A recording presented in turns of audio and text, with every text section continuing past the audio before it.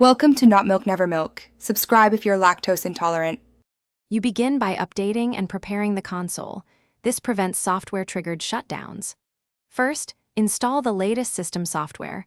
Updates often fix power bugs. Next, pair or update controller firmware using a USB cable so idle connections do not force sleep. Once done, move the PlayStation to a well-ventilated location.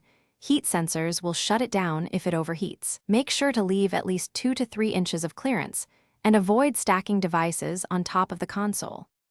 Now you change the power and network options that control automatic shutdown. Go to Settings System Power Saving and increase idle timeout or set to never. This stops unwanted auto-off during downloads or streaming. Also, disable any option that turns off when no controller is found.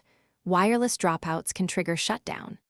Finally, review remote play and network settings so remote wake conflicts do not cause the system to think it should power down, which keeps sessions stable during long tasks. Finish by validating stability and knowing how to recover if things go wrong.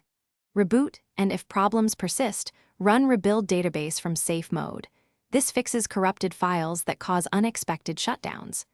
Make sure the unit uses a reliable outlet and a surge protector or UPS to rule out power spikes.